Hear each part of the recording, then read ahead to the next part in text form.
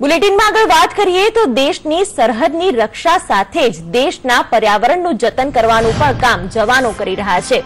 ગાંધીનગર ખાતે આવેલ બીએસએફના જવાનો દ્વારા આજે વૃક્ષારોપણનો કાર્યક્રમ કરવામાં આવ્યો, જેમાં જવાનો દ્વારા 550 વૃક્ષારોપણ કરવામાં આવ્યા। જે રીતે દિન પ્રતિદિન પ્રદૂષણમાં વધારો થઈ રહ્યો છે, જ્યારે વૃક્ષની સંખ્યામાં ઘટાડો થઈ રહ્યો છે, જેને કારણે ગ્લોબલ વોર્મિંગની અસર થઈ છે અને વરસાદ ઓછો અને ગરમીમાં વધારો થયો છે। આ ગરમીને ઘટાડવા માટે જવાનો દ્વારા વૃક્ષારોપણ કરવામાં આવ્યું। આ સાથે જ આવનારા સમયમાં જે જગ્યા ખાલી જોવા મળી રહી છે તે જગ્યાએ પણ આગળના સમયમાં ફ્રૂટ ગાર્ડન બનાવવાનું પણ બીએસએફ દ્વારા આયોજન કરવામાં આવ્યું છે, જેથી જવાનોને ગાર્ડનમાંથી જ તાજા ફળો મળી રહે।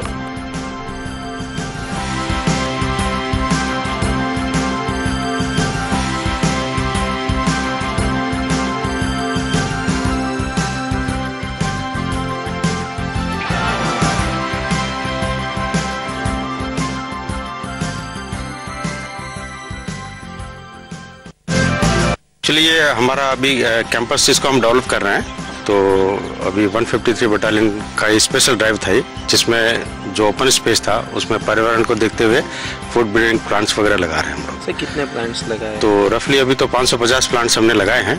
तो आगे भी चूँकि मौसम भी अभी फ्रूट लगाने का है, प्लांट्स लगाने का, तो आगे भी हम इसको लगवाएंगे।